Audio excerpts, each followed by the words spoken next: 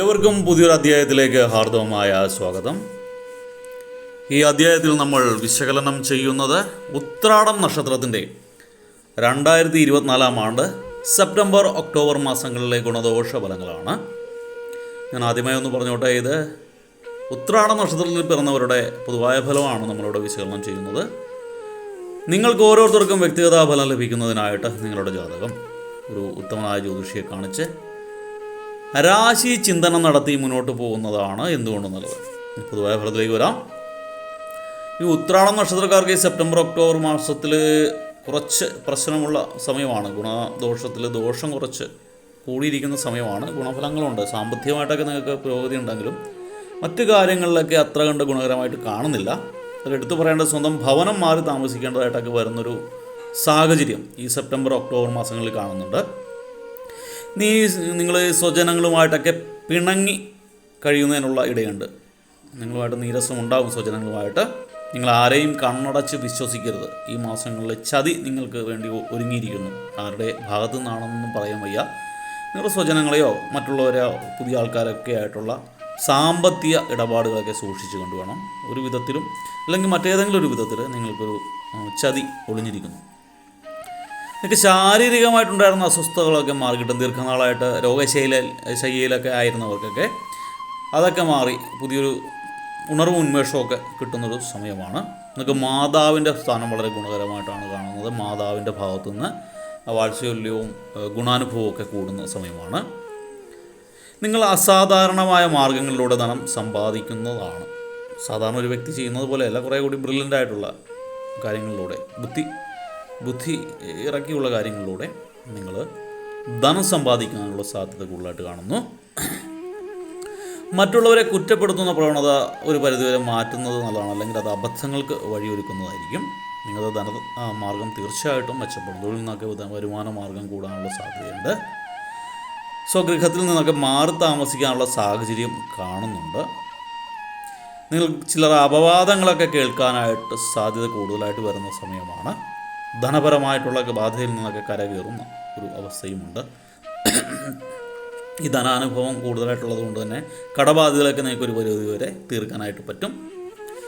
നിങ്ങളുടെ അടുത്ത ബന്ധുമിത്രാദികളുടെ നീരസമായ പെരുമാറ്റം നിങ്ങൾക്ക് കടുത്ത മനോവിഷമത്തിന് ഇടവരുത്തുന്ന സാഹചര്യങ്ങളാണ് ഈ സെപ്റ്റംബർ ഒക്ടോബർ മാസങ്ങളിൽ കാണുന്നത്. കുടുംബത്തിലെ അപസ്വരങ്ങളൊക്കെ അല്ലെങ്കിൽ സഹോദരങ്ങളുടെ വിമർശനങ്ങൾക്കൊക്കെ ധാരാളം വിധേയമാകുന്ന സാഹചര്യം കാണുന്നുണ്ട്.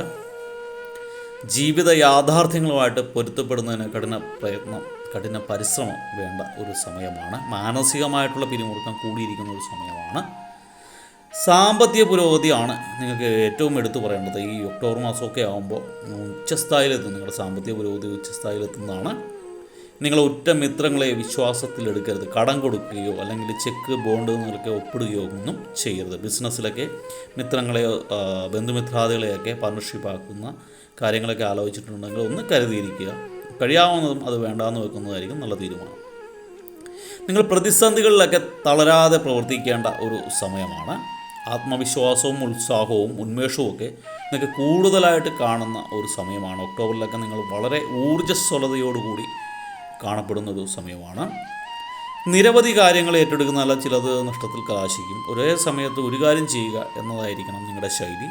ഒരേ സമയത്ത് ഒന്നിലധികം കാര്യങ്ങൾ ചെയ്താൽ എല്ലാം നഷ്ടത്തിലാകാനുള്ള സാധ്യതയുണ്ട്. അതുകൊണ്ട് ഒരു സമയത്ത് ഒരു കാര്യത്തിൽ ശ്രദ്ധ കേന്ദ്രീകരിക്കുക. വ്യക്തിത്വമുള്ള സമീപനം മൂലം സർവകാര്യ വിജയം നിങ്ങൾക്ക് നേടാൻ സാധിക്കുന്നതാണ്.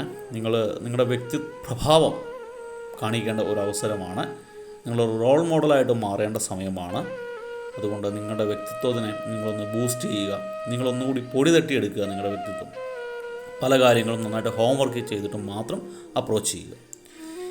നിങ്ങൾ തീർച്ചയായിട്ടും ശ്രദ്ധിക്കേണ്ടത് ഈ അന്യരുടെ കാര്യങ്ങളിൽ ആവശ്യമില്ലാതെ തലയിടുന്നത് ഒഴിവാക്കുന്നതാണ് നല്ലത്.